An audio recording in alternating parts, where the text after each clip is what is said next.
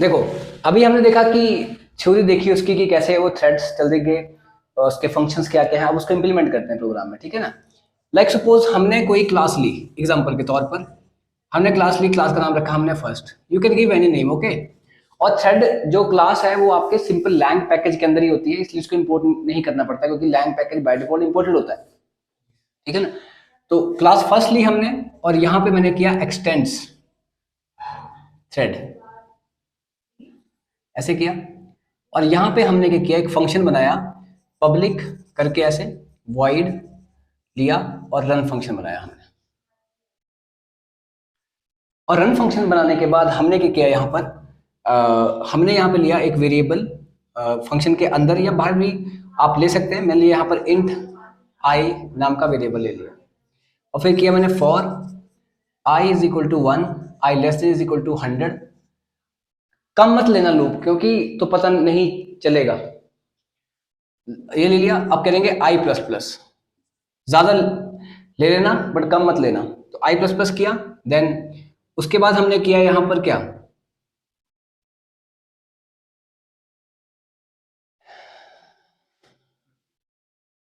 हमने यहां पर किया कि यहां पे लिखा system dot out dot print, और यहां पे हमने लिखा प्रिंट, मतलब प्रिंट एलन भी लगा सकते हैं आप, एलन है ना। और यहां पे लिख दिया हमने थ्रेड फर्स्ट, ठीक है, ये लिख दिया थ्रेड फर्स्ट। और यहां लिख दिया आपने प्लस आई। ये क्यों लिखा प्लस आई, देखने के लिए कि वो thread first 1, thread first 2, thread first 3, thread first 4 है ना।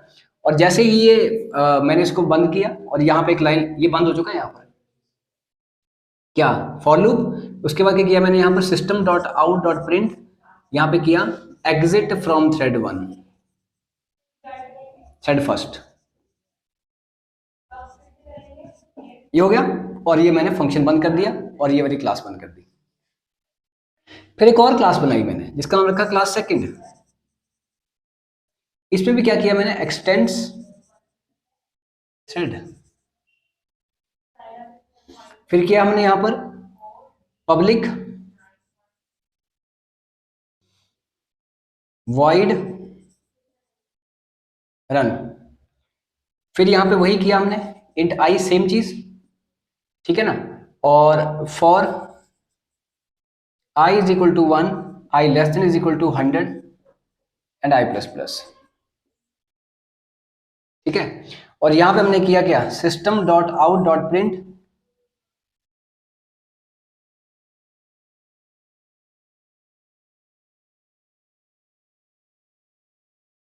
थ्रेड सेकंड प्लस आई, और ये बंद कर दिया।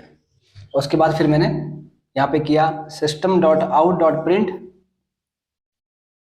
एग्जिट फ्रॉम थ्रेड सेकंड, ये कर दिया और यहां बंद कर दिया, ठीक है। और ये होगी मेरी फंक्शन बंद और ये मेरी क्लास बंद होगी, ठीक है। फिर हमने क्या किया यहां पर, मान लो ऐसे ही एक और क्लास बनाई, क्लास थर्ड मान लेते हैं, ठीक है। उसमें भी लूप चलाई 1 से लेके 100 तक, ऐसे कर दिया आपने, ठीक है ना। और अब हमने क्या किया, मान लो एक क्लास बनाई, मान लो यूज, ये दिख रहा है यहाँ पर बोर्ड, पहले लिखा पब्लिक स्टैटिक वॉइड मेन, ठीक है, लिख लिया। और फिर हमने क्या किया यहाँ पर, मैंने यहाँ पे लिखा इसका ऑब्जेक्ट बनाया दोनों का, एक बनाया फर्स्ट का, first f is equal to new first, और second s is equal to new second.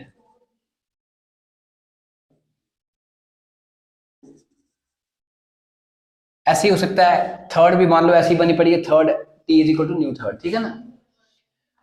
और अब आपने किया फंक्शन कॉल लगाई, एफ डॉट रन किया और एस डॉट रन किया आपने, ठीक है। अगर टी होता तो टी डॉट रन भी होता, थर्ड क्लास होती।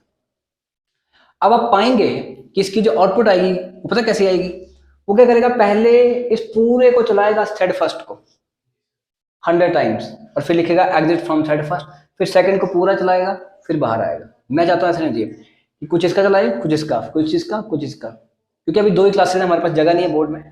ये जो मैं तीसरी क्लास में बनाता तो कभी उस पर भी शिफ्ट करता, फिर वहां से आता, ठीक है ना। तो ये अब हो क्या रहा है, ऐसा क्यों हो रहा है, क्योंकि अभी तक मल्टी थ्रेडिंग अप्लाई नहीं हुई। आपने यहां से किसको कॉल लगाई है, रन को। आप यहाँ पे रन को छोड़ करके आप यहाँ पे लिखो स्टार्ट, और यहाँ पे लिखो स्टार्ट।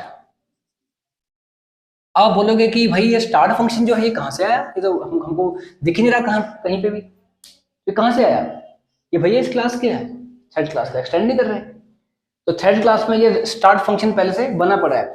अगर कोई भी आप फंक्शन को कॉल लगाते हैं और अगर आपको लगता है कि वो यहाँ पे आपको नहीं दिख रहा है, तो उसका साफ मतलब होता है कि वो उसकी पेरेंट क्लास में पड़ा हुआ है, जो चीज एक्सटेंड हो रही है उसकी जो बेस क्लास है उसमें पड़ा हुआ होगा, तो वो वहां से आ रहा है।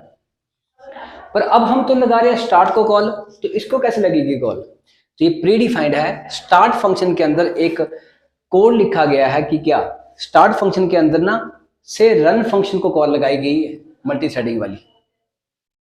स्टार्ट फंक्शन के अंदर से रन फंक्शन को कॉल लगाई गई है। और अभी हम जो स्टार्ट फंक्शन को जो बुला रहे हैं, हम बुला रहे हैं बेस क्लास वाले ऑब्जेक्ट से, क्योंकि ये आपकी बेस नहीं, सॉरी, चाइल्ड क्लास वाले ऑब्जेक्ट से, क्योंकि ये बेस क्लास है, ये चाइल्ड है, ये बेस है, ये चाइल्ड है, ये मतलब ये पेरेंट है, ये चाइल्ड है, ये पेरेंट है, ये चाइल्ड है उसके। तो हमने यहाँ पे ऑब्जेक्ट किसका बनाया है, चाइल्ड का। यहाँ पे किसका बनाया है, चाइल्ड का। कॉल किसके थ्रू लगा रहे हैं, चाइल्ड वाले ऑब्जेक्ट के थ्रू। तो स्टार्ट फंक्शन क्या करेगा, जब रन को आप कॉल लगाएंगे तो वो रन उसका बेस का ना चलाने के बजाय इस रन को चलाएगा, और चलाएगा कैसे, मल्टी थ्रेडिंग वाला। तो आप पाएंगे कि यहाँ पे आउटपुट में वेरिएशन होगी, कभी एक को चला रहा होगा, कभी दूसरे को, कभी दूसरे को, तीसरे को, छोड़ छोड़ के करके उसको चला रहा होगा।